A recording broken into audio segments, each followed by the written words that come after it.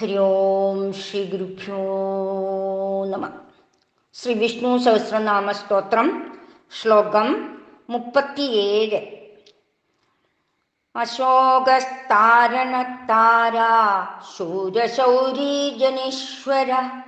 അനുകൂല സദാവർത്ത പത്നീ പത്മനിഭേഷണ. അശോകസ്താരണത്താര ശൂരശൗരീജനീശ്വര അനുകൂല സദാവർത്ത പത്നി പത്മനിഭേഷണ. ഈ ശ്ലോകത്തിലെ 10 നാമങ്ങൾ അടങ്ങിയിരിക്കുന്നു. ആദ്യത്തെ നാമമാണ് അശോക, ശോകമില്ലാത്തവൻ എന്നർത്ഥം. ഇവിടെ ആചാര്യ ഭഗവത്പാദർ അർത്ഥം പറയുന്നു, ശോകാദിഹി ഷഡൂ നിവർജിതഃ ഇതി അശോകഃ. ശോകം തൊട്ട് 6 തരത്തിലുള്ള ഊർമികൾ ഇല്ലാത്തവൻ അശോകഃ. ഊർമി എന്നാൽ തിരമാലകൾ എന്ന് അർത്ഥമുണ്ട്. ആവർത്തിച്ചുണ്ടാകുന്നതാണ് തിരമാലകൾ, ഒന്നിനു പിറകെ ഒന്നായി ആവർത്തിച്ചുകൊണ്ടേയിരിക്കുന്നു. അതിന് ഊർമി എന്നു പേര്. ഇതുപോലെ മറ്റ് ജീവജാലങ്ങൾക്കും മനുഷ്യർക്കും ഉണ്ടാകുന്ന ആ ആവർത്തന സ്വഭാവത്തിൽ നിന്നും ഉണ്ടാകുന്ന ദുഃഖത്തെയാണ് ഊർമികൾ എന്ന് പറയുന്നത്. അപ്പം നമ്മൾ എന്ത് ചെയ്താലും ഒരു തൽക്കാല പരിഹാരമേ ആകുകയുള്ളൂ ദുഃഖത്തിന്. അതാണ് ഇവിടെ പറഞ്ഞിരിക്കുന്നത്, ശോകം മുതലായിട്ട് എന്ന് പറഞ്ഞിരിക്കുന്നത്. ശോകാദിഭിഹി ഷഡൂർ നിവർജിതഃ അശോകഃ. ശോകം മുതലായിട്ട്. അപ്പം ശോകവും മോഹവും ഈ 2 എണ്ണമാണ് നമ്മുടെ മനസ്സിനെ ബാധിക്കുന്ന ഊർമികൾ. ശോകം എന്നാല് പ്രതികൂലമായിട്ടുള്ള സാഹചര്യങ്ങൾ ഉണ്ടാകുമ്പോൾ നമ്മുടെ മനസ്സിനുണ്ടാകുന്ന സങ്കോചം, അസ്വസ്ഥത, വിഷമം, അതിനെയാണ് ശോകം എന്ന് പറയുന്നത്. മോഹം എന്നാലോ തെറ്റിദ്ധാരണകൾ കൊണ്ടുണ്ടാകുന്നത്, വിവേകം നഷ്ടപ്പെട്ട അവസ്ഥ. നമുക്ക് എന്തെങ്കിലും കേൾക്കുമ്പോൾ വലിയ ഷോക്കുകൾ ഉണ്ടായി നമ്മൾ മോഹാലസ്യപ്പെട്ട് വീഴാറുണ്ട്, ഇല്ലേ? അതിനും മോഹമെന്ന് പറയാറുണ്ട്. അപ്പം മനസ്സിനെ ബാധിക്കുന്നതാണ് എന്ത്? മോഹവും ശോകവും. ഇനി പ്രാണനെ ബാധിക്കുന്ന 2 ഊർമികളുണ്ട്. അതാണ് വിശപ്പും ദാഹവും. ഇതും ആവർത്തനം വരുന്നതാണ്. രാവിലെ നമ്മൾ ഭക്ഷണം കഴിച്ചു, ഉച്ചയായപ്പോൾ വീണ്ടും നമുക്ക് വിശന്നു, വൈകുന്നേരം ആവുമ്പോൾ വീണ്ടും വിശന്നു, പിറ്റേ ദിവസം ഇതുപോലെ ആവർത്തിക്കുന്നു, ഇല്ലേ? അപ്പം തിരമാലകൾ പോലെ ആവർത്തിച്ചു വരുന്നതാണ് വിശപ്പും ദാഹവും. അതുകൊണ്ട് അതിനെ ശോകത്തിന്റെ പട്ടികയിൽപ്പെടുത്തുന്നു. പ്രാണന്റെ ധർമ്മവും എന്താണ്? ഈ വിശപ്പും ദാഹവുമാണ്. ഇനി അടുത്തത് എന്താണ്? ദേഹത്തെ ബാധിക്കുന്നത്. ദേഹത്തെ ബാധിക്കുന്നത് എന്താണ്? ജരാമരണങ്ങൾ. അപ്പൊ ഇവിടെ ആദ്യം പറഞ്ഞു, മനസ്സിനെ ബാധിക്കുന്നത് ശോകവും മോഹവും, പ്രാണനെ ബാധിക്കുന്നത് വിശപ്പും ദാഹവും, ദേഹത്തെ ബാധിക്കുന്നത് ജരാമരണങ്ങൾ. അപ്പൊ ജരയും മരണവും ഇത് എല്ലാ ദേഹത്തിനെയും ബാധിക്കുന്നതാണ്. ഓരോ ദിവസവും നമ്മുടെ ശരീരത്തിന് പ്രായം കൂടിക്കൊണ്ടുവരികയാണ്, അല്ലേ? അതനുസരിച്ചുള്ള ജീർണതകള് ശരീരത്തിന് വന്നു ഭവിക്കുന്നു. ബാല്യം കഴിഞ്ഞ് യൗവനത്തിന്റെ മൂർധന്യാവസ്ഥയിൽ എത്തുന്നിടം വരെയുമുള്ളൂ ആ വളർച്ച. പിന്നീട് എന്താണ്? താഴോട്ട് ജീർണാവസ്ഥയിലേക്ക് നീങ്ങുകയാണ്. പിന്നെ എപ്പോ വേണമെങ്കിലും മരണം സംഭവിക്കാം, അതിന് പ്രായ ഭേദമില്ല. അപ്പം ഇത് ഈ ജരാമരണങ്ങൾ ദേഹത്തെ ബാധിക്കുന്ന ഊർമികളാണ്. ഇങ്ങനെ മനസ്സ്, പ്രാണൻ, ദേഹം, ഇതിന് 3നും കൂടി ഈ 2 വീതം ഊർമികൾ അഥവാ ക്ലേശങ്ങൾ വരുന്നു. അതുകൊണ്ട് അതിനെ ഷഡൂർ ഊർമികൾ എന്ന് പേര്. അപ്പൊ ഇത് എല്ലാ മനുഷ്യർക്കും മറ്റു ജീവജാലങ്ങൾക്കും ഉള്ളതാണ്. എന്നാൽ ഭഗവാന് ഈ 6ഉം ബാധകമല്ല. ഭഗവാനെ സംബന്ധിച്ച് മോഹവുമില്ല, ലോഭവുമില്ല, വിശപ്പുമില്ല, ദാഹവുമില്ല, ജരാമരണങ്ങളുമില്ല. ഭഗവാൻ എന്താണ്? ഭഗവാൻ എന്നും നിത്യനാണ്, സനാതനനാണ്. ഭഗവാനെ ഒരു തരത്തിലുമുള്ള പരിണാമങ്ങൾ ഭഗവാനെ ബാധിക്കുന്നില്ല എന്ന് സാരം. എന്നാൽ ഭഗവാൻ മറ്റുള്ളവരുടെ ക്ലേശങ്ങൾ ഏറ്റെടുക്കുവാൻ ഭഗവാന് സാധിക്കും. നമ്മൾക്കാണെങ്കിലോ മറ്റുള്ളവരുടെ ക്ലേശങ്ങൾ അല്പസമയത്തേക്ക് പങ്കുവെക്കുമ്പോൾ തന്നെ നമുക്കതിനേക്കാൾ വലിയ ദുഃഖങ്ങൾ വന്നു കഴിയുമ്പോൾ നമുക്ക് മറ്റുള്ളവരുടെ ദുഃഖത്തെ ഏറ്റെടുക്കാൻ സാധിക്കുമോ? സാധിക്കത്തില്ല. നമ്മളവിടെ അവരെക്കാട്ടിലും ദുഃഖിതരായി തീരുന്നു. എന്നാൽ ഭഗവാനെ സംബന്ധിച്ച് അങ്ങനെയല്ല. ഭഗവാൻ എല്ലാവരുടെയും ദുഃഖത്തെ ഏറ്റെടുക്കുവാൻ ഭഗവാന് യാതൊരു ക്ലേശവുമില്ല. പിന്നെ ഭഗവാന് നമ്മുടെ ക്ലേശങ്ങൾ ഏറ്റെടുക്കുന്നത് എങ്ങനെയാണെന്ന് ചോദിച്ചാൽ, ഭക്തിയും ജ്ഞാനവും സമർപ്പണ ബോധവും ധാർമ്മിക ബോധവും ഒക്കെ കൈവരിക്കാത്തവരുടെ ദുഃഖത്തെ ഭഗവാൻ പെട്ടെന്ന് ശമിപ്പിച്ചു കൊടുക്കും. അല്ലാത്തവരുടെ ദുഃഖം അവിടെ ഏൽക്കാത്തത് എന്നാന്ന് വെച്ചാൽ അവരുടെ കർമ്മദോഷം തീരണം. ആ കർമ്മദോഷം തീരുന്നത് എങ്ങനെയാണ്? നിഷ്കളങ്കമായ ഭക്തിയിൽ കൂടി മാത്രമേ ആ കർമ്മദോഷം തീരുകയുള്ളൂ. അപ്പൊ അതിനുവേണ്ടി നാം പരിശ്രമിച്ചാൽ തീർച്ചയായും നമ്മുടെ ദുഃഖങ്ങളെ ഭഗവാൻ മാറ്റിത്തരും. അതിന് യാതൊരു സംശയവുമില്ല. അപ്പം ദുഃഖം വരുമ്പോൾ നമ്മൾ ആശ്രയിക്കേണ്ടത് ഭഗവാനോട് മാത്രമാണ്. ഭഗവാൻ കൈവെടിയേയില്ല. അപ്പൊ ഏതൊരു ദുഃഖം ചെന്ന് പറയുമ്പോഴും ഭഗവാൻ അത് കൈക്കൊള്ളും. മനുഷ്യരുടെ കൂട്ടല്ല. മനുഷ്യർക്കാണ് ആളും തരവും ഒക്കെ നോക്കുന്നത്. ഭഗവാൻ അവിടെ നോക്കുന്നത് എന്താണ്? ഭക്തിയുണ്ടോ, സമർപ്പണ ബോധമുണ്ടോ, അവൻ ധാർമ്മികനാണോ, അവൻ ധർമ്മത്തിൽ ഊന്നി നിൽക്കുന്നവനാണോ, ഇതാണ് ഭഗവാൻ നോക്കുന്നത്. അപ്പൊ അങ്ങനെയുള്ളവരുടെ ദുഃഖങ്ങളെ ഭഗവാൻ ഏറ്റെടുക്കുന്നു. ഈ ക്ലേശങ്ങൾ ഏറ്റെടുത്താലും ഭഗവാനെ ഇതൊന്നും തളർത്തുന്നില്ല. അതുകൊണ്ട് ഭഗവാൻ അശോകനാണ്, ശോകരഹിതനാണ്. അങ്ങനെയുള്ള ഭഗവാനെ വേണം നാം ആശ്രയിക്കാൻ. ഇനി അടുത്തത് താരണഹ. ഇത് 337ാമത്തെ നാമമാണ്. താരണഹ എന്നാൽ തരണം ചെയ്യാൻ സഹായിക്കുന്നവൻ. ഇവിടെ ആചാര്യ ഭഗവത്പാദർ അർത്ഥം പറയുന്നത് സംസാരസാഗരാ താരയതിഹി താരണഹ. സംസാരസാഗരത്തിൽ നിന്ന് തരണം ചെയ്യാൻ സഹായിക്കുന്നവൻ താരണൻ. അപ്പോൾ ഈ സംസാരസാഗരം മറികടക്കാനുള്ള വഴി എന്താണെന്ന് ചോദിച്ചാൽ ജ്ഞാനം മാത്രമാണ്, ഭക്തി മാത്രമാണ്. നമ്മൾ ചെയ്യുന്ന പുണ്യങ്ങളെ കൊണ്ട്, ഈശ്വരന്റെ അനുഗ്രഹം കൊണ്ട് ഒരു ഗുരുവിനെയും നമുക്ക് ലഭിക്കുന്നു. അപ്പൊ ശാസ്ത്രങ്ങൾ പഠിക്കുവാനുള്ള അവസരം നമുക്ക് ഉണ്ടാക്കിത്തരുന്നു ഭഗവാൻ. അങ്ങനെ ഈശ്വര കൃപയും ഗുരുകൃപയും വന്ന് നമ്മുടെ അജ്ഞാനത്തെ നീക്കി നമ്മുടെ ഉള്ളിൽ ആത്മജ്ഞാനത്തെ പ്രകാശിപ്പിച്ച് നമ്മുടെ സംസാര സാഗരത്തിൽ നിന്നും നമ്മളെ കരകയറ്റുന്നു. അപ്പൊ ശാസ്ത്രവും ഗുരുവും ഒക്കെ നമ്മൾക്ക് ലഭിക്കണമെങ്കിൽ എന്ത് വേണം?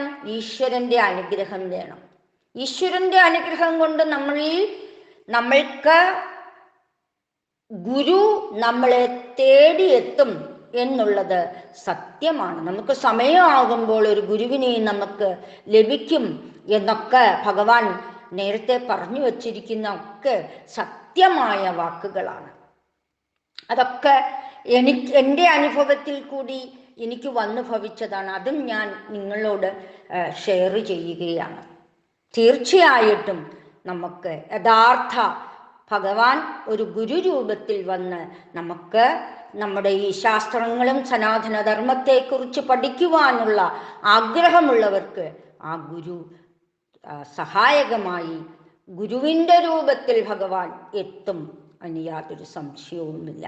അപ്പം ഗുരുവും ശാസ്ത്രവും ലഭിച്ചാൽ മാത്രം പോരാ, നമ്മുടെ ഉള്ളില് അങ്ങനെ പ്രയോജനമായ അറിവ് പ്രകാശിക്കണം. അപ്പൊ അത് ഈശ്വരന്റെ കടാക്ഷം കൊണ്ട് മാത്രമേ നമുക്ക് പ്രകാശിക്കുകയുള്ളൂ. അല്ലാതെ നമുക്ക് കിട്ടുകയില്ല. അപ്പം നിഷ്കളങ്കമായ ഭക്തി, ഒന്നിനോടും ആസക്തിയില്ലാത്ത ഒരു ജീവിതം, അവിടെയൊക്കെയാണ് ഭഗവാന്റെ അനുഗ്രഹം നമ്മളിൽ വന്നു ഭവിക്കുന്നത്. അതുകൊണ്ട് ഭഗവാന് നാമം താരണഹ. ഇനി അടുത്തത് താരഹ. ഇത് 378 നാമമാണ്. ഇത് വീണ്ടും ആവർത്തിക്കുന്നുണ്ട് 968 നാമമായിട്ട്. ഇവിടെ അർത്ഥം പറയുന്നത് സംസാര ദുഃഖത്തിൽ നിന്ന് രക്ഷിക്കുന്നവൻ താരഹ. ഇവിടെ ആചാര്യ ഭഗവത്പാദരർത്ഥം പറയുന്നത് ഗർഭ ജന്മ ജരാമൃത്യു ലക്ഷണാത് ഭയാത് താരയതീഹി താരഹ. ഇവിടെ എന്തെല്ലാമാണ് പറഞ്ഞിരിക്കുന്നത്? ഭയമായിട്ട് പറഞ്ഞിരിക്കുന്നത് എന്തൊക്കെയാണ്? ഗർഭജന്മ ജരാമൃത്യു ലക്ഷണാത് ഭയാത്. നമ്മുടെ ഗർഭത്തിൽ നമ്മള് ഗർഭത്തിൽ കിടക്കുന്ന ആ അവസ്ഥ, നമ്മൾ വിചാരിക്കും നമ്മൾ ജനിച്ചു എന്നുള്ള ആ അവസ്ഥ വരുമ്പോൾ വളരെ സന്തോഷം തോന്നുമില്ലേ? ആ കുഞ്ഞ് ആ ഗർഭാവസ്ഥയിൽ അമ്മയുടെ ആ ഗർഭപാത്രത്തിൽ കിടക്കുമ്പോൾ ശരിക്കും പറഞ്ഞാൽ എന്തെല്ലാം നരകയാതനകൾ അനുഭവിക്കുന്നു ഇല്ലേ? അപ്പം അതും ദുഃഖമാണ്. അപ്പൊ ജനിച്ചു കഴിഞ്ഞു പിന്നീടോ അതും ദുഃഖമാണ്. ജരയുണ്ടാകുമ്പോഴോ ജീർണത ഉണ്ടാകുമ്പോഴോ അതും ദുഃഖമാണ് അല്ലേ? ഇതെല്ലാം നമ്മളെ ഭയപ്പെടുത്തുന്നതാണ്. അപ്പൊ താരണഹ താരഹ എന്ന 2 നാമവും ഏകദേശം സമാനമായ അർത്ഥം തന്നെയാണ്. സംസാര സാഗരത്തെ തരണം ചെയ്യാനുള്ള ഒരു തോണിക്കാരനാണ് ഭഗവാൻ, അതിലെ യാത്രക്കാരാണ് നമ്മൾ എന്ന് കരുതുക. അടുത്തത് ശൂരഹ. ശൂരഹ എന്ന് പറഞ്ഞാൽ പരാക്രമമുള്ളവൻ. ഇവിടെ വിക്രമാദ ശൂരഹ, അതായത് അഡ്വഞ്ചറായിട്ടുള്ള കർമ്മങ്ങൾ ചെയ്യുന്നവൻ ശൂരഹ. ഭഗവാനെ സംബന്ധിച്ച് ഭഗവാൻ പരാക്രമിയാണ്. ഭഗവാൻ ഒന്നിനും ഭയമില്ല. ഗീതയിൽ 2-ാം അധ്യായത്തിൽ പറയുന്നുണ്ട്, അർജുനനോട് ഭഗവാൻ ഉപദേശിക്കുന്നുണ്ട്, വിനാശയ അവ്യയശാസ്യാന കച്ചിത് കർത്തുമർഹതി. അവ്യയമായ ആത്മാവിനെ നശിപ്പിക്കുവാൻ ഒരാൾക്കും കഴിയുകയില്ല. ഭഗവാൻ അറിയാം തൻ്റെ ആത്മാവിനെ നശിപ്പിക്കാൻ ആർക്കും സാധ്യമല്ല എന്ന്. ആ ഒരു ആത്മജ്ഞാനമാണ് ഭഗവാന്റെ ശൗര്യത്തിൻ്റെ സ്ഥാനം.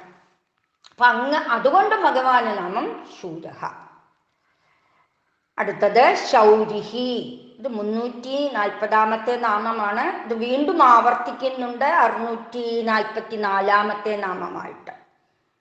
ഇവിടെ ആചാര്യ ഭഗവത്പാദരർത്ഥം പറയുന്നത് ശൂരസ്യ അപഥ്യം വാസുദേവസ്യ സുതഃ ശൗരിഹി. ശൂരൻ എന്നാൽ ഒരു രാജാവിൻ്റെ പേരാണ്. മധുരാപുരിയിലെ സാമന്ത രാജാവായിരുന്നു ശൂരസേനൻ. അദ്ദേഹം വൃഷ്ണിവംശത്തിലെ രാജാവാണ്. അപ്പൊ യാദവ വംശത്തിന്റെ അവാന്തര വംശമാണ് ഈ വൃഷ്ണിവംശം. ഭോജന്മാര്, വൃഷ്ണിവംശന്മാര്, ദാശാർഥന്മാര്, അന്തകന്മാര്, ഇങ്ങനെ യദുവംശം 4 വിഭാഗങ്ങളുണ്ട്. അതിൽ ഭോജവംശത്തിൽപ്പെടുന്ന ആളാണ് ദേവകനും ഉഗ്രസേനനും കംസനും ദേവകിയുമെല്ലാം. വൃഷ്ണിവംശത്തിൽപ്പെടുന്നവരാണ് വസുദേവരും, വസുദേവരുടെ സഹോദരിയായ കുന്തി, അവരുടെ പിതാവായ ശൂരസേനൻ, വസുദേവരുടെ മക്കള്, ഇവരൊക്കെ വൃഷ്ണിവംശത്തിൻ്റെ പരമ്പരയാണ്. യദുവംശത്തിൻ്റെ അവാന്തര വംശമാണ് ഈ വൃഷ്ണിവംശം. ശൂരസേനന്റെ പുത്രനാണ് വസുദേവര്. അതാണ് ഇവിടെ പറഞ്ഞിരിക്കുന്നത് ശൂരസ്യ അപഥ്യം എന്ന് പറഞ്ഞത്. ശൂരന്റെ പുത്രനായ വസുദേവസ്യ സുതഃ ശൗരിഹി. വസുദേവരുടെ പുത്രനായതുകൊണ്ട് ഭഗവാനെ ശൗരി എന്ന് വിളിക്കുന്നു. കൃഷ്ണാവതാരം ശൂരസേനന്റെ പൗത്രനായതുകൊണ്ടും ശൗരി എന്ന് വിളിക്കുന്നു. അപ്പോൾ ശൂരന്റെ പുത്രനായ വസുദേവരെയും ശൗരി എന്ന് വിളിക്കാം. ശൂരവംശത്തിൽ പിറന്നവരെ എല്ലാം ശൗരി എന്ന് വിളിക്കുന്നതിൽ തെറ്റില്ല. ശൂരസേനന്റെ വംശത്തിൽ പിറന്നതാണ് ബലരാമനും, അതും ശൗരിയാണ്. അതുപോലെ ശ്രീകൃഷ്ണന്റെ പുത്രന്മാരായ പ്രത്യുജ്ഞനും അനിരുദ്രനും ശൗരിയാണ്. എന്നാൽ ശൗരി എന്ന് കേൾക്കുമ്പോൾ ഓർമ്മ വരുന്നത് നമുക്ക് ഭഗവാനെ തന്നെയാണ്. പ്രശസ്തനായ ശൗരി ശ്രീകൃഷ്ണ ഭഗവാൻ തന്നെ. എന്നാൽ നമ്മൾ ഒരു കാര്യം മനസ്സിലാക്കണം.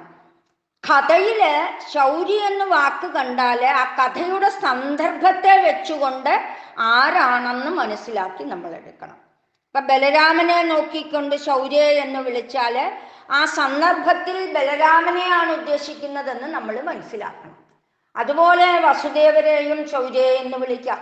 അവിടെ പറഞ്ഞിരിക്കുന്ന കഥയുടെ സന്ദർഭം അനുസരിച്ചു വേണം നമ്മൾ ആളിനെ നിശ്ചയിക്കേണ്ടത് എന്ന് സാരം. ഇവിടെ പ്രശസ്തമായ ശൗരി ഇവിടെ പറയുന്നത് കൃഷ്ണൻ തന്നെയാണ്. ഇനി അടുത്തത് ജനേശ്വര. ഇവിടെ അർത്ഥം പറയുന്നു ജനാനാം ജന്തൂനാം ഈശ്വര. ഭഗവാൻ ജനങ്ങളുടെ എല്ലാം ഈശ്വരനാണ്, എല്ലാവരുടെയും രക്ഷകനാണ് ഭഗവാൻ. ഈ പ്രപഞ്ചത്തിലെ സർവചരാചരങ്ങൾക്കും പിതൃതുല്യനാണ് ഭഗവാൻ. അതുകൊണ്ട് ഭഗവാൻ ജനേശ്വര. അപ്പൊ ജനശബ്ദം ജനിക്കുക എന്ന അർത്ഥത്തിലാണ്. അപ്പൊ ജനിച്ചവരെല്ലാം ജന്തുക്കളാണെന്ന് സാരം. ആ ജന്തുക്കൾക്കെല്ലാം ജനേശ്വരൻ ആരാണ്? ഭഗവാനാണ്. അതുകൊണ്ട് ഭഗവാന് നാമം ജനേശ്വര. ഇനി അടുത്തത് അനുകൂല. അനുകൂലമായിട്ട് വർത്തിക്കുന്നവൻ. ഇവിടെ അർത്ഥം പറയുന്നു ആത്മത്വേന ഹി സർവേഷാം അനുകൂലഃ നൈ സ്വസ്മിൻ പ്രാതികൂല്യം ആചരതി. ആത്മത്വേന ഹി സർവേഷാം അനുകൂലഃ. എല്ലാവരുടെയും ആത്മാവ് ഭഗവാനായതുകൊണ്ട് ഭഗവാൻ എല്ലാവർക്കും അനുകൂലനാണ്. എന്തുകൊണ്ടെന്നാൽ നൈ സ്വസ്മിൻ പ്രാതികൂല്യം ആചരതി. ആരും അവരവർക്ക് എതിരായിട്ട് പ്രവർത്തിക്കുന്നവരല്ല. ഭഗവാൻ നമുക്കെതിരായിട്ട് പ്രവർത്തിക്കില്ല ഒരിക്കലും. കാരണം എന്താണ്? നമ്മുടെ ആത്മാവായിട്ട് ഇരിക്കുന്നത് ആരാണ്? ഭഗവാനാണ്. അതുകൊണ്ട് ഭഗവാൻ എല്ലാവർക്കും അനുകൂലനാണ്. അതുകൊണ്ട് ഭഗവാൻ നാമം അനുകൂല. ഇനി അടുത്തത് ശതാവർത്ത. ശതമെന്നാൽ 100. ആവർത്തനം എന്ന് വെച്ചാൽ ആവർത്തിക്കുക തന്നെ. ഇവിടെ അർത്ഥം പറയുന്നു ധർമ്മത്രാണായ ശതം ആവർത്തനാദി പ്രാദുർഭാവസ്യ ഇതി ശതാവർത്തഃ. മറ്റൊരർത്ഥം പറയുന്നു നാഡീശതേ പ്രാണരൂപതേ വർത്തതേ ഇതീവ. ഇങ്ങനെ 2 അർത്ഥമാണ് ശതാവർത്തയ്ക്ക് പറഞ്ഞിരിക്കുന്നത്. ആദ്യത്തേത് ധർമ്മത്രാണായ ശതം ആവർത്തനാനി പ്രാദുർഭാവ അസ്യ ഇതി ശതാവർത്തക. ധർമ്മത്തെ രക്ഷിക്കുന്നവനായിട്ട്, അതാണ് ധർമ്മത്രാണായ. ശതം ആവർത്തനാണ് 100 കണക്കിന് ആവർത്തനങ്ങൾ. ആവർത്തനത്തിന് അർത്ഥം പറയുന്നത് എന്താണ്? പ്രാദുർഭാവ അസ്യ ഇതി ശതാവർത്ത. പ്രാദുർഭാവ എന്ന് വെച്ചാൽ അവതാരം, അത് ആവിർഭവിക്കുക, പ്രത്യക്ഷമാകുക എന്നൊക്കെ അർത്ഥം. ഭഗവാന് അനേക അവതാരങ്ങളുണ്ട്. അതുകൊണ്ടാണ് ഭഗവാന് ശതാവർത്തൻ എന്ന് നാമം. അപ്പൊ സാധാരണ നമ്മൾ കേട്ടിരിക്കുന്നത് ദശാവതാരം മാത്രമാണ്, ഇല്ലേ? ഈ 10 അവതാരത്തിന്റെ പേര് മാത്രമേ നമ്മൾ അറിഞ്ഞിട്ടുള്ളൂ. ഏറ്റവും പ്രധാനപ്പെട്ട അവതാരത്തിന്റെ പേര് മാത്രം പറഞ്ഞിരിക്കുന്നു എന്ന് മാത്രമേ ഉള്ളൂ. ഭാഗവതത്തില് ഭഗവാന്റെ അവതാരങ്ങളെ കുറിച്ച് പറയുകയാണെങ്കിൽ 40-ലധികം അവതാരത്തെ കുറിച്ച് വർണ്ണിക്കുന്നുണ്ട്. ഭാഗവതത്തെ പരിചയപ്പെടുത്തുന്ന ആ പ്രഥമ സ്കന്ധത്തിൽ തന്നെ സൂത ശൗനക സംവാദത്തില് 3-ാമത്തെ അധ്യായത്തില് 24 അവതാരത്തെ കുറിച്ച് പറയുന്നുണ്ട്. ഇത് കൂടാതെ ഈ 40 കൂടാതെ 24 അവതാരത്തെ കുറിച്ച് പറയുന്നുണ്ട്. അവിടെ പറയുന്നുണ്ട്, അവതാരാഹി അസംഖ്യേഹ ഹരേഹി സത്വ നിധേ ദ്വിജായ എന്നവിടെ പറയുന്നുണ്ട്. അവതാരാഹി അസംഖ്യേയ ഹരേഹി സത്വ നിധേർ ദ്വിജായ. അല്ലയോ ബ്രാഹ്മണരെ, സത്വനിധിയായ ഭഗവാന് സംഖ്യയില്ലാത്തോളവും അവതാരങ്ങളുണ്ട്. കാരണം ബ്രഹ്മദേവന്റെ ഓരോ കൽപ്പത്തിലും ഭഗവാൻ അവതരിച്ചിട്ടുണ്ട്. ബ്രഹ്മദേവന്റെ കൽപ്പം എന്നാല് ബ്രഹ്മദേവന്റെ ഓരോ ദിവസം. ഇപ്പോൾ ബ്രഹ്മദേവന് 50 വർഷം ആയുസ് കഴിഞ്ഞിരിക്കുന്നു, ദ്വിപരാർത്ഥത്തിലേക്ക് കടന്നിരിക്കുകയാണ്. ബ്രഹ്മാവിന്റെ ആയുസ് 100 വർഷമാണ്. ഈ 50 കഴിഞ്ഞതിന് 365 കൊണ്ട് ഗുണിച്ചു കൊടുക്കുക. അപ്പൊ ബ്രഹ്മദേവന്റെ ഒരു പകലിന് ആണ് ഒരു കൽപ്പം എന്ന് പറയുന്നത്. 365 × 50 7300 ദിവസങ്ങൾ കഴിഞ്ഞു. അപ്പോൾ അത്രയും അവതാരം ഭഗവാന്റെ അവതാര കാലം എടുത്തിട്ടുണ്ട് എന്ന് സാരം. അപ്പൊ അതൊന്നും രേഖകളിലില്ല. കാരണം ബ്രഹ്മദേവന്റെ എല്ലാ ദിവസങ്ങളും എത്തി നോക്കാനുള്ള കഴിവ് നമ്മുടെ പുരാണ കർത്താക്കൾക്കുണ്ടായിട്ടില്ല എന്ന് സാരം. ബ്രഹ്മദേവന്റെ പ്രധാനപ്പെട്ട 3 ദിവസങ്ങളെ കുറിച്ചുകൊണ്ടാണ് ഭാഗവത പുരാണത്തിൽ പറഞ്ഞിരിക്കുന്നത്. ബ്രഹ്മദേവൻ ആവിർഭവിച്ച ദിവസത്തിനെയാണ് ബ്രാഹ്മകൽപ്പം. പിന്നീട് ബ്രഹ്മദേവന് 50 വയസ്സ് തികഞ്ഞ ദിവസം പാത്മകൽപ്പം. പിന്നീട് ബ്രഹ്മദേവൻ 51 വയസ്സിലെ ആദ്യ വർഷം ശ്വേതവരാഹകൽപ്പം. ഇങ്ങനെ 3 പേര് മാത്രമേ ഭാഗവത പുരാണങ്ങളിൽ ഉൾപ്പെടുത്തിയിട്ടുള്ളൂ. അപ്പൊ ബ്രഹ്മദേവന്റെ കുറച്ചു ദിവസത്തെ സംഭവങ്ങളെ വർണ്ണിച്ചിട്ടുള്ളൂ എന്ന് സാരം. അപ്പൊ ബ്രഹ്മദേവന്റെ ആയുസ്സിന്റെ മുഴുവൻ കാര്യങ്ങളും വർണ്ണിക്കാൻ സാധ്യമല്ല എന്നും സാരം. കാരണം ആരും അത് കണ്ടിട്ടില്ല. എത്രയോ നാളുകൾക്ക് മുന്നേ നടന്ന കാര്യങ്ങളാണ്. പിന്നീട് വന്ന ആളുകൾക്ക് അതറിയാൻ സാധിച്ചിട്ടില്ല. അവരുടെ ത്രികാലജ്ഞാനം കൊണ്ട് അറിയുന്നവർ വന്നിട്ടില്ല എന്ന് സാരം. അപ്പൊ ഒരു കൽപ്പത്തിൽ അനേകം അവതാരങ്ങളുണ്ട്. അതുകൊണ്ട് ഭഗവാന് നാമം ശതാവർദ്ധൻ. വ്യാസനും ശങ്കരാചാര്യസ്വാമികളും ഒക്കെ ഭഗവാന്റെ അവതാരങ്ങൾ തന്നെയാണ്. അതുപോലെ ഋഷിമുനിമാരെല്ലാം ഭഗവാന്റെ അവതാരമാണ്. ഭാഗവതത്തിൽ പറയുന്നുണ്ട്, സനകാദികളെ, നാരദ മഹർഷികളെ, മറ്റു ഋഷീശ്വരന്മാരെ ഒക്കെ ഭഗവാന്റെ അവതാരമാണ്. ഇനി രണ്ടാമത് നമ്മളിവിടെ ഒരു അർത്ഥം പറഞ്ഞു. നാഡീശതേ പ്രാണരൂപതേ വർത്തതേ ഇതീവ. നമ്മുടെ ഓരോരുത്തരുടെയും ശരീരത്തിൽ ഭഗവാൻ പ്രാണരൂപത്തിൽ ഈ നാഡിയിൽ കൂടി ഭഗവാൻ വർത്തിക്കുന്നു. അതുകൊണ്ട് ഭഗവാന് ശതാവർദ്ധൻ. ഇനി അടുത്തത് പത്നി. കയ്യില് പത്മം ധരിച്ചിരിക്കുന്നവൻ എന്നർത്ഥം പത്നി. ഇവിടെ ആചാര്യ ഭഗവത്പാദർ അർത്ഥം പറയുന്നത്, പത്മം ഹസ്തേ വിദ്യതേ ഇതി പത്നി. താമര കയ്യിൽ പിടിച്ചവൻ. പത്മം ഹസ്തേ വിദ്യതേ ഇതി പത്നി. താമര കയ്യിൽ പിടിച്ചവൻ എന്നർത്ഥം. അടുത്തത് പത്മനിഭേഷണ.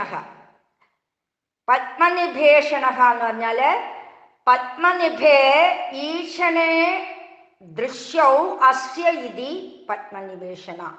പത്മനിഭം എന്നാല് താമരയ്ക്ക് സമാനം. നിഭം എന്ന് വെച്ചാൽ തുല്യം.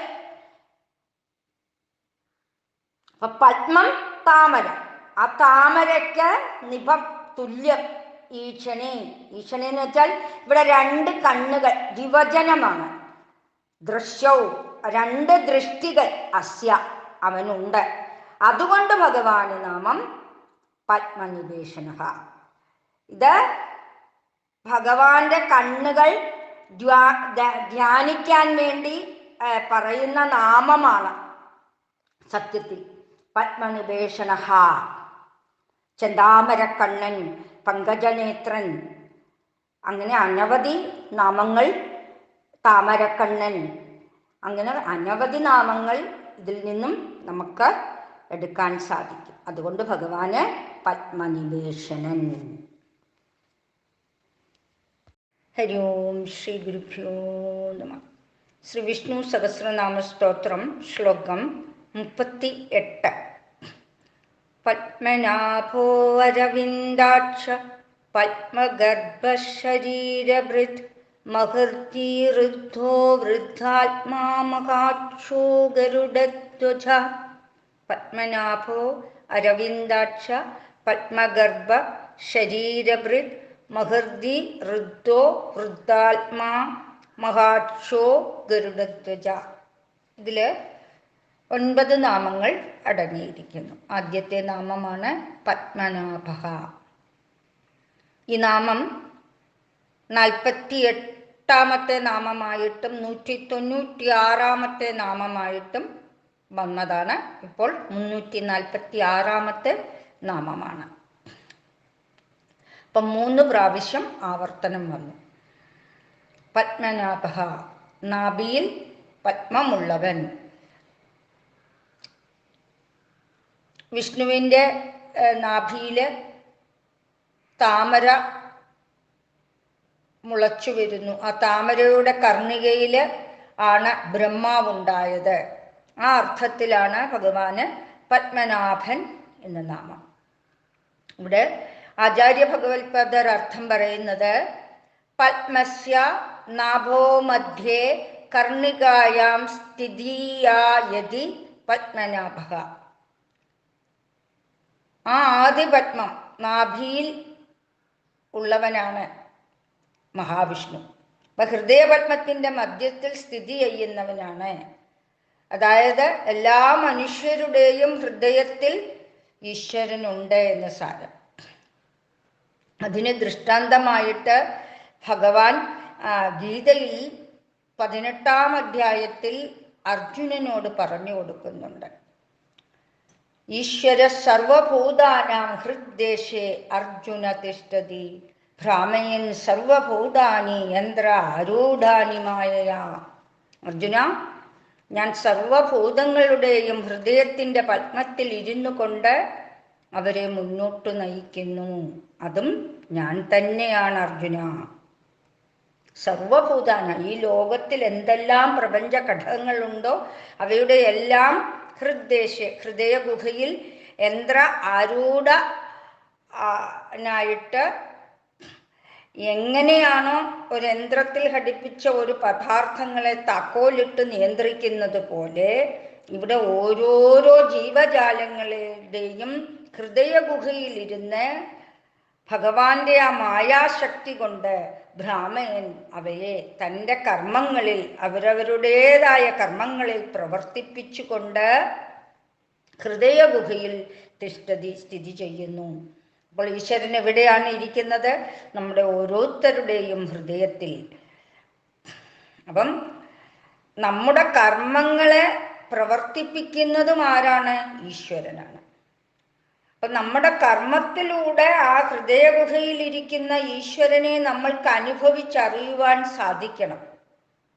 ആ ലക്ഷ്യത്തിൽ എത്താൻ എന്താണ് മാർഗമെന്ന് ചോദിച്ചാൽ ആദ്യം നമ്മുടെ കർമ്മവാസനയൊക്കെ കുറേശ്ശെയായി നശിപ്പിക്കുക. അങ്ങനെ നമ്മുടെ ആസക്തിയെ കുറച്ചുകൊണ്ട് വരുമ്പോൾ ആ കർമ്മം ചെയ്യുന്തോറും ആ ഹൃദയഗുഹയിലിരിക്കുന്ന ഈശ്വരന്റെ മറവ് ആദ്യം കൂടിക്കൂടി വരും. പിന്നീട് സകലതും ഈശ്വരാർപ്പണമായി ഇട്ട് ചെയ്യുന്നു എന്ന മനോഭാവത്തോടു കൂടി നാം കർമ്മം ചെയ്യുമ്പോൾ ആ ഹൃദയഗുഹയിലിരിക്കുന്ന ഈശ്വര സ്വരൂപത്തിൻ്റെ മറവ് കുറഞ്ഞു വന്നിട്ട് അവസാനം ഭഗവാനെ അനുഭവിച്ചറിയുവാൻ സാധിക്കും. അപ്പം ആ ഹൃദയപത്മമാകുന്ന താമരയുടെ മധ്യത്തിലിരിക്കുന്ന ആ മഹാവിഷ്ണുവായ ഭഗവാന് നമസ്കാരം. അതുകൊണ്ട് ഭഗവാന് നാമം പത്മനാഭൻ. അപ്പം ഹൃദയത്തിൽ പ്രത്യക്ഷീഭവിക്കുന്നവൻ എന്ന അർത്ഥം ഇവിടെ എടുക്കാം. ഇനി അടുത്തത് അരവിന്ദാക്ഷക 347 നാമമാണ്. ഇവിടെ അരവിന്ദാക്ഷ എന്ന് പറഞ്ഞാൽ നമ്മൾ നേരത്തെ ഒരു നാമം കണ്ടതാണ്, പത്മനിവേശന എന്ന നാമം. അതേ അർത്ഥം തന്നെയാണ് ഈ അരവിന്ദാക്ഷക. അരവിന്ദം എന്നാൽ താമര എന്ന അർത്ഥം, അക്ഷം എന്ന് വെച്ചാൽ കണ്ണ്. അപ്പൊ താമര കണ്ണൻ, താമര പോലെയുള്ള കണ്ണോടുകൂടിയവൻ. ഇവിടെ ആചാര്യ ഭഗവത്പാദർ അർത്ഥം പറയുന്നത് അരവിന്ദ സദൃശ്യോ അക്ഷീണി അസ്യ ഇതി അരവിന്ദാക്ഷക. അരവിന്ദത്തിന് സദൃശ്യമായി ഇരിക്കുന്ന അങ്ങനെ കണ്ണുകളോടുകൂടിയവൻ, അപ്പൊ ദീർഘമായ കണ്ണുകളോടുകൂടിയവൻ എന്നർത്ഥം. അര എന്നാല് ഗതി എന്നും അർത്ഥമുണ്ട്. അപ്പോൾ ഗതിയെ പ്രാപിക്കുന്നതിനും ഇവിടെ അരവിന്ദം എന്നതിൽ അർത്ഥമെടുക്കാം. അപ്പൊ വൈദികമായിട്ട് പറയുകയാണെങ്കിൽ അരവിന്ദത്തിന് സൂര്യൻ, ചന്ദ്രൻ, അഗ്നി എന്നിങ്ങനെ അർത്ഥമായി പറയപ്പെടുന്നുണ്ട്. അപ്പോൾ ഇവ കണ്ണുകളായിട്ടുള്ളവർ, ഇവകളുടെ കണ്ണുകളായിട്ടുള്ളവർ. വിരാട് പുരുഷന്റെ കണ്ണുകൾ വർണ്ണിക്കുമ്പോൾ അതിൽ പറയുന്നുണ്ട് സൂര്യചന്ദ്രന്മാര് വിരാട് പുരുഷന്റെ കണ്ണുകളാണെന്ന് പലതിലും പറയുന്നുണ്ട്. അപ്പോൾ സൂര്യചന്ദ്രന്മാരായ കണ്ണുകളോടുകൂടിയവൻ എന്ന അർത്ഥത്തിലും ഭഗവാന് അരവിന്ദാക്ഷൻ. പ്രസിദ്ധമായിട്ട് പറയുമ്പോൾ അരവിന്ദം താമര. അപ്പോൾ താമര പോലെയുള്ള കണ്ണുകളോടുകൂടിയവൻ എന്ന പ്രസിദ്ധമായിട്ടുള്ള അരവിന്ദാക്ഷക. അപ്പൊ ഈ അരവിന്ദം എന്ന് പറയുന്നത് കാമദേവന്റെ അസ്ത്രങ്ങളിലെ ഒരു പുഷ്പത്തിന്റെ പേരും ആണ്. ഭഗവാൻ കാമദേവന്റെ അസ്ത്രമായുധമായിട്ടുള്ളത് അതിലൊന്ന് അരവിന്ദമാണ്. അപ്പൊ ആളുകളെ കാമം തോന്നിപ്പിക്കുന്നത്, ആകർഷിപ്പിക്കുന്നത്, ആളുകളെ വശീകരിക്കാൻ കഴിയുന്നത് എന്നൊക്കെ അർത്ഥം അരവിന്ദാക്ഷക. അക്ഷിയാണ് കണ്ണ്. അരവിന്ദങ്ങൾക്ക് തുല്യമായിട്ടുള്ള അക്ഷിയോടുകൂടിയിരിക്കുന്നവൻ എന്നാണ് പദാർത്ഥം. അക്ഷി എന്നുള്ള ശബ്ദം സമാസ പ്രക്രിയയിൽ അക്ഷമെന്ന് മാറും. അവിടെ മുൻപ് കണ്ട പത്മനിവേശനൻ എന്ന നാമം കണ്ടതുപോലെ അതും ഈ അർത്ഥത്തിൽ തന്നെയാണ് പറയപ്പെടുന്നത്. അതുപോലെ പല സ്തുതികളിലും ഭഗവാന്റെ കണ്ണുകളെ പറ്റി വർണ്ണിച്ചിട്ടുണ്ട്. അതുകൊണ്ട് ഭഗവാന് അരവിന്ദാക്ഷക. അടുത്തത് പത്മഗർഭക. ഇത് 348 നാമമാണ്. പത്മനാഭ എന്ന നാമത്തിന് സമാനമായ നാമം തന്നെയാണ് ഈ പത്മഗർഭക എന്ന്. നാഭിയിൽ പത്മമുള്ളവൻ തന്നെ എന്ന അർത്ഥം ഇവിടെ എടുക്കാം. ഇവിടെ ആചാര്യ ഭഗവത്പാദർ അർത്ഥം പറയുന്നത് പത്മസ്യ ഹൃദയാഖ്യസ്യ മധ്യേ ഉപാസിദ്വാദ് പത്മഗർഭ. ഹൃദയാഖ്യ എന്ന് വെച്ചാൽ ഹൃദയത്തിന്റെ മധ്യത്തിൽ പത്മസ്യ താമരയുടെ ഉള്ളിൽ ഉപവസിക്കപ്പെടുന്നവൻ. അപ്പൊ ഭഗവാൻ വസിക്കുന്നത് എവിടെയാണ്? നമ്മുടെ ഓരോരുത്തരുടെയും ആ ഹൃദയ ഗർഭത്തിൽ, ആ ഹൃദയമാകുന്ന താമരയിൽ വസിക്കുന്നു. അതുകൊണ്ട് ഭഗവാന് നാമം പത്മഗർഭ. അപ്പൊ പത്മത്തിന്റെ ഗർഭത്തിൽ യോഗികളാലും തപസ്വികളാലും ഉപവസിക്കപ്പെടുന്നവൻ. ഭഗവാൻ എപ്പോഴും വസിക്കുന്നത് ഭക്തന്മാരുടെ ഹൃദയത്തിൽ തന്നെയാണ്. നാരദനോട് ഭഗവാൻ ഒരിക്കൽ പറയുന്നുണ്ട്, നാഗം വസാമി വൈകുണ്ഠോ, ഞാന് വൈകുണ്ഠത്തിലല്ല വസിക്കുന്നത്, യോഗിനി ഹൃദയേനജ, യോഗിയുടെ ഹൃദയത്തിലുമല്ല വസിക്കുന്നത്, യൗവനേ ഹൃദയേനജ, ഭൂമിമാരുടെ ഹൃദയത്തിലുമല്ല ഞാൻ വസിക്കുന്നത്. പിന്നെ എവിടെയാണ് ഭഗവാൻ ഉള്ളത്? ഭക്തത്വാത്രായ ഗായന്തി ഭക്തനിഷ്ഠാമി നാരദ. ഭക്ത തിഷ്ഠാമി നാരദ. ഭക്തന്മാരുടെ ഹൃദയത്തിലാണ് വസിക്കുന്നത്. അപ്പൊ ഭക്തന്മാരുടെ ഹൃദയത്തിൽ ഭഗവാന്റെ വാസസ്ഥാനം അവിടെയാണ് എന്നാണ് പറയപ്പെടുന്നത്. അപ്പൊ എല്ലാ അർത്ഥത്തിലും ഭഗവാൻ പത്മഗർഭനാണ്. ഇവിടെ ഓരോ നാമങ്ങളും പല പദങ്ങളായിട്ട് പ്രകാശിപ്പിക്കുന്നു എന്ന് മാത്രം നമ്മൾ കരുതിയാൽ മതി. അർത്ഥങ്ങൾ പലതാണെങ്കിലും നാമങ്ങൾ പലതാണെങ്കിലും അർത്ഥങ്ങളെല്ലാം ഒരേ കാര്യത്തിലേക്കാണ് വന്നു ചേരുന്നത്. അപ്പൊ ഈ പ്രപഞ്ച സൃഷ്ടിക്ക് കാരണമായിട്ടുള്ളത് ഈ പത്മം, ഹൃദയാകാശത്തിലുള്ള ആ പത്മത്തിന്റെ അകത്ത് പരമാത്മാവ് സ്ഥിതി ചെയ്യുന്നു. അതുകൊണ്ട് ഭഗവാന് നാമം പത്മഗർഭക. ഇനി അടുത്തത് ശരീരഭൃത്. ഇത് 349 നാമമാണ്. ശരീരത്തെ നിലനിർത്തുന്നവൻ. എങ്ങനെയാണ് ശരീരത്തെ നിലനിർത്തുന്നത്? ബോഷയൻ അന്നരൂപേണ പ്രാണരൂപേണ വാ ശരീരീ ശരീരാണാം ധാരയതി ശരീരഭൃത്. അന്നരൂപത്തിലോ പ്രാണരൂപത്തിലോ ശരീരികളുടെ ശരീരത്തെ, ശരീരി എന്ന് പറഞ്ഞാൽ ശരീരം, ആ ശരീരം ആർക്കുണ്ടോ അത് ശരീരി. ശരീരികളുടെ ശരീരത്ത് താങ്ങി നിർത്തുന്നവൻ. എങ്ങനെ നിലനിർത്തുന്നു? അന്നരൂപേണ പ്രാണരൂപേണവ. അന്നരൂപത്തിലോ പ്രാണരൂപത്തിലോ ആ ശരീരികളുടെ ദേഹത്തെ നിലനിർത്തുന്നു ഭഗവാൻ. അതുകൊണ്ട് ഭഗവാന് ശരീരഭൃത് എന്ന നാമം. അപ്പൊ ശരീരത്തെ ധരിക്കുന്നവൻ എന്ന് ഇവിടെ ആ അർത്ഥമെടുക്കാം. പിന്നെയോ ജീവാത്മസ്വരൂപത്തില് ആ ശരീരത്തെ നിലനിർത്തുന്നു. അതുകൊണ്ട് ഭഗവാൻ ശരീരഭൃത്. വേറൊരർത്ഥത്തിൽ പറഞ്ഞാൽ ശരീരത്തെ ഭരിക്കുന്നവൻ എന്നർത്ഥമുണ്ട്. വിവിധ ശരീരമെടുക്കുന്നവൻ. ഭഗവാന് മത്സ്യ, കൂർമ്മ, വരാഹ രൂപങ്ങൾ സ്വീകരിച്ചിട്ടുണ്ടല്ലോ. അപ്പോൾ അങ്ങനെയുള്ള അവതാരങ്ങളെ സ്വീകരിക്കുന്നവൻ എന്നും അർത്ഥം ഇവിടെ എടുക്കാം. എന്തിനു വേണ്ടിയിട്ടാണ് ഭഗവാൻ ഇങ്ങനെയുള്ള രൂപങ്ങളൊക്കെ എടുത്തത്? ധർമ്മങ്ങളെ രക്ഷിക്കുവാൻ വേണ്ടിയിട്ട്. അതുപോലെ ദുഷ്ടന്മാരെ നിഗ്രഹിക്കുവാൻ വേണ്ടിയും വിവിധ തരത്തിലുള്ള ശരീരങ്ങളെ സ്വീകരിച്ചവൻ ശരീരഭൃത്. ഇനി അടുത്തത് മഹർധി. ഇത് 350 നാമമാണ്. ഇവിടെ അർത്ഥം പറയുന്നത് മഹതി ഋദ്ധി വിഭൂതി അസ്യേതി മഹർധി. ഐശ്വര്യരൂപമായിട്ടുള്ള വലിയ സമൃദ്ധിയുള്ളവൻ. ഭഗവാന്റെ ലക്ഷണം എന്താണ്? ഐശ്വര്യം മുതലായത്. 6 ഗുണങ്ങൾ ചേർന്നതാണ് ഭഗവത് തത്വമായിട്ട് പറയുന്നത്. അങ്ങനെയുള്ളവരെ ഭഗവാൻ എന്ന് പറയുന്നു. എന്തൊക്കെയാണ് 6 ഗുണങ്ങള്?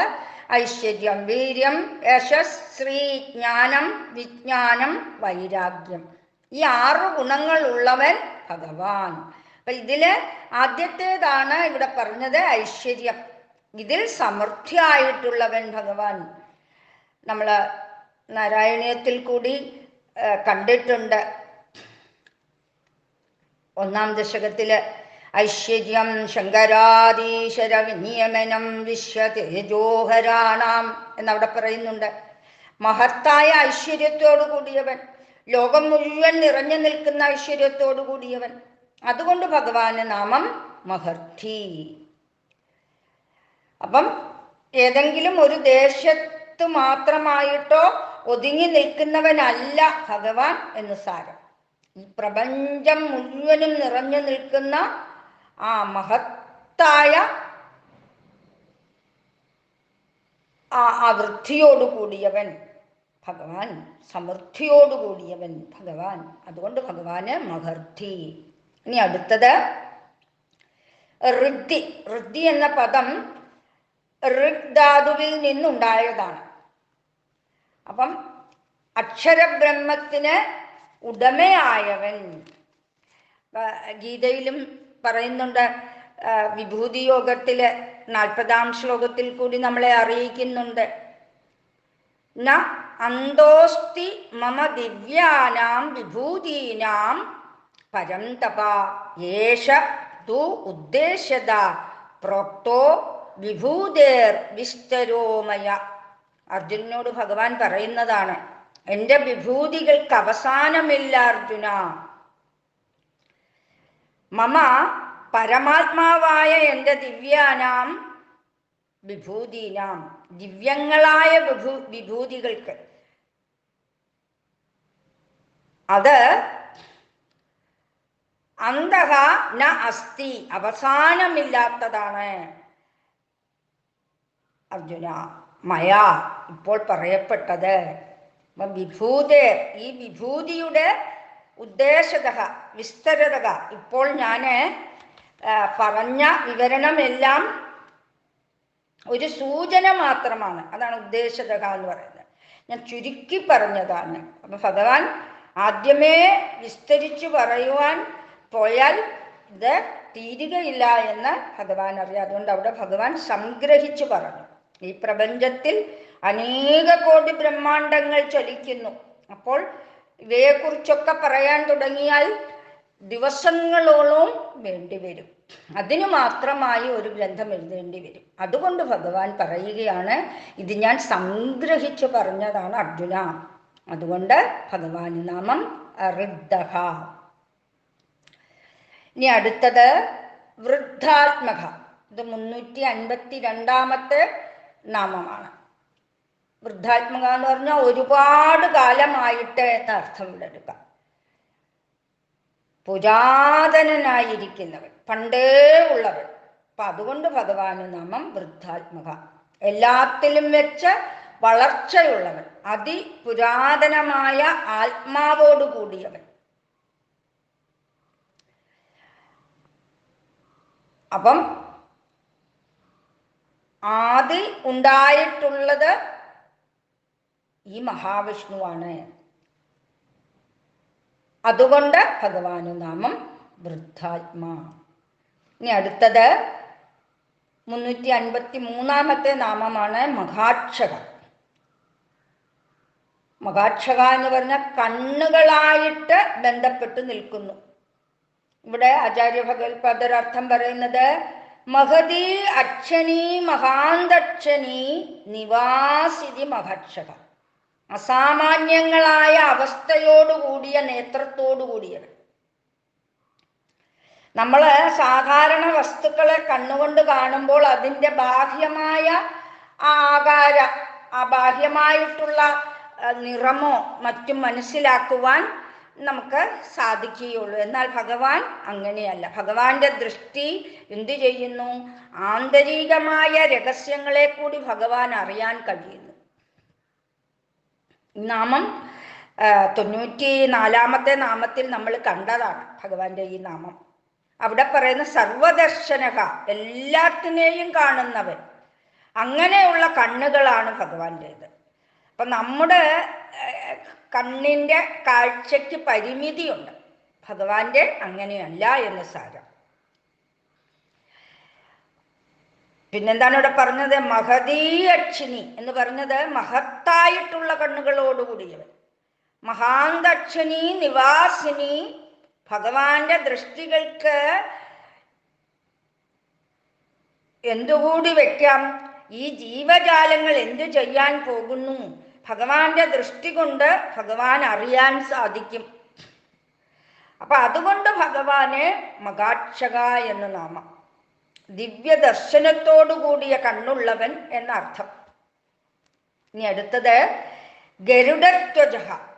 ഇത് 354 നാമമാണ്. ഗരുഡനാകുന്ന കൊടിയടയാളത്തോടു കൂടിയവൻ.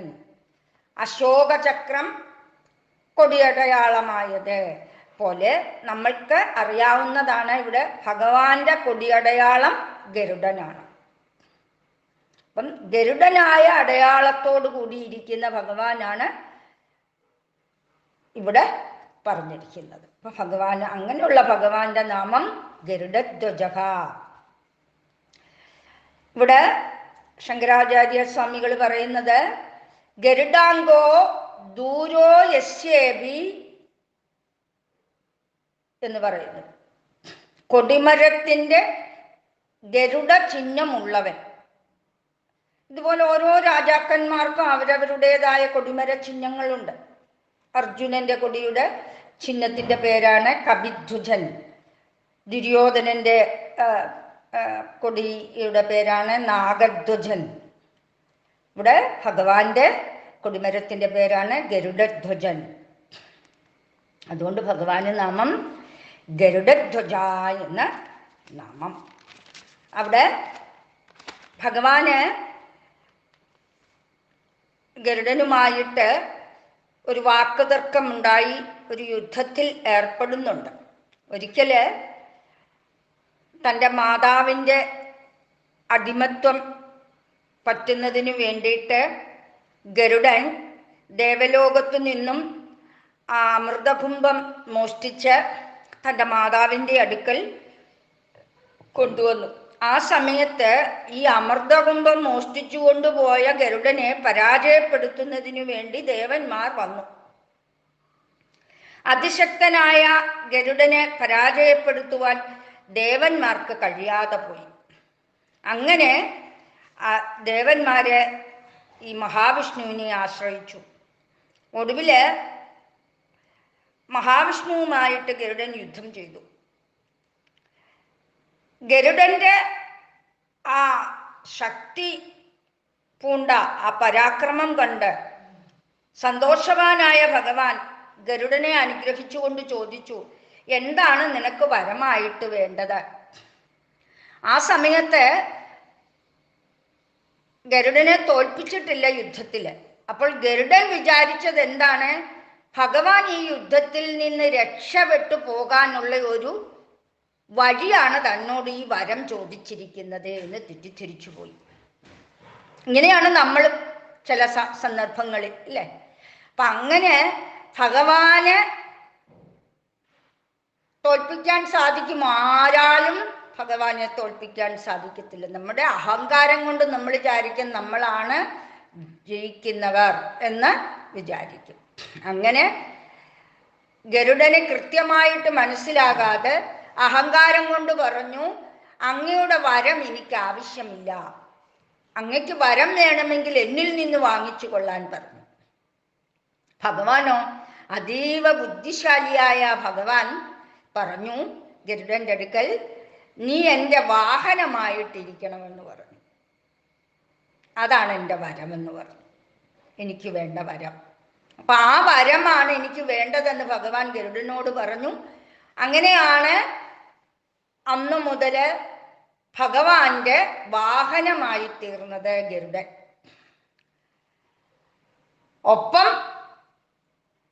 ഭഗവാന്റെ ഭക്തനായി പിന്നീട് മാറുകയും ചെയ്തു ഗരുഡൻ. ഇത് പുരാണ കഥയിൽ പറഞ്ഞ കഥയാണ്. അപ്പൊ അങ്ങനെ കുറെ കാലം കഴിഞ്ഞ് ഭഗവാനോടുള്ള ആ ഗരുഡന്റെ ഭക്തി കാരണം ഗരുഡനില് പ്രത്യക്ഷമായിട്ട് ആ ഗരുഡന്റെ ചിഹ്നമുള്ള കൊടിയടയാളമാക്കി ഭഗവാൻ. അതുകൊണ്ട് ഭഗവാന് നാമം ഗരുഡധ്വജൻ.